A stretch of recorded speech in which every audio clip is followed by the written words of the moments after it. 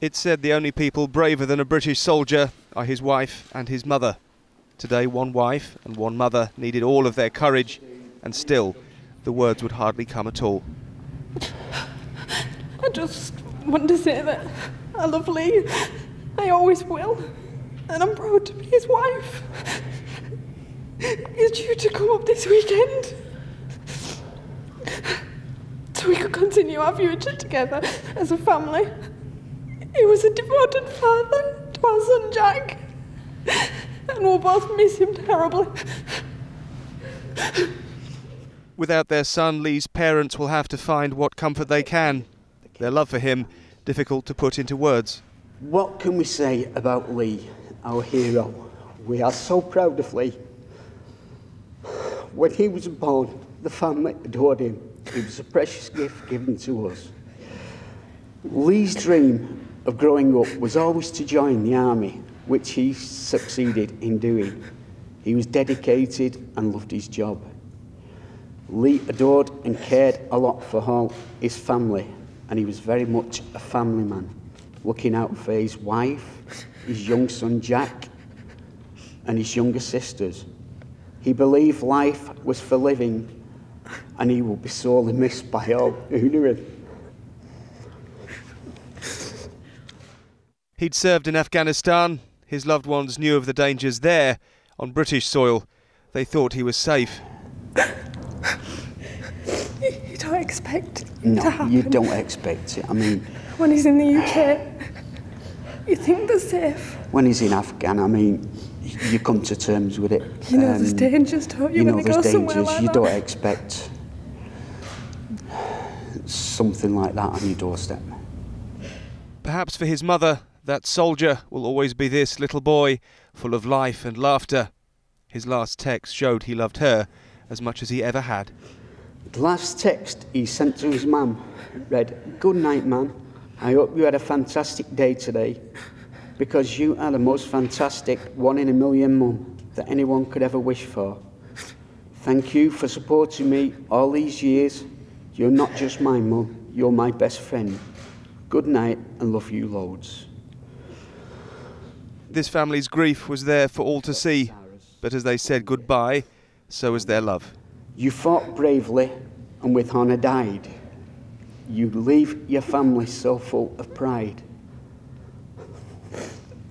Sleep well, young soldier. Your job is done. Your war is over, your battle won. Our family chain is broken and nothing is the same.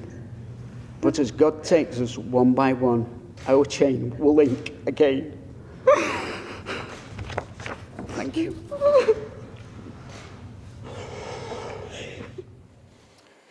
The words of Ian Rigby ending that report by Damon Green.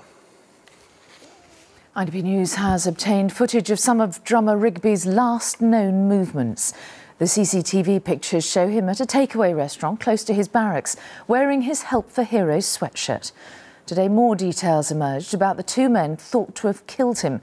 This report from our UK editor, Lucy Manning, contains images you may find distressing. In the Help for Heroes top that Lee Rigby was wearing when he was attacked, on Monday night the soldier pops into his local takeaway not far from the barracks. It's a regular, run-of-the-mill visit, no hint of the horror to come. Less than 48 hours later, with Help for Heroes emblazoned across his chest, just around the corner from here, the soldier is killed. He was a very polite chap, a lovely chap. He used to come in, like I say, he used to order his food, just lean on the back. If he wasn't playing in the fruit machine, he'd sit down or just have a look, flick through the paper, and just wait politely. A few miles away from the barracks, a flat in Greenwich is the centre of police attention. Armed police witnesses say raided the flat. Forensics teams searching the home of Michael Adebowale, the second suspect in the murder of Lee Rigby. Two faces and now two names. On the left, 28-year-old Michael Adebolajo, named yesterday. On the right, 22-year-old Michael Adebowale, named by neighbours today. A friend of the Adebowale family spoke of how he turned to religion.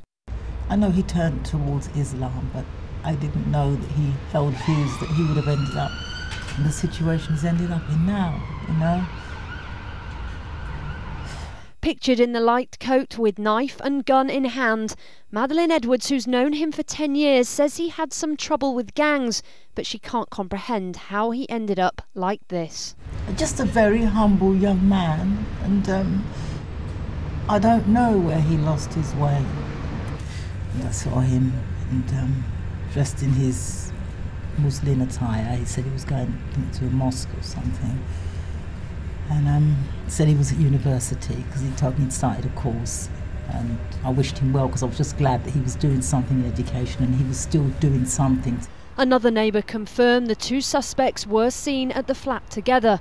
Both men were known to the security services, and the other suspect, Michael Adebalajo, was part of a group clashing with police in protests in 2006. Now at multiple locations, the police still trying to find out what motivated the men they have arrested. Lucy Manning, ITV News, Woolwich.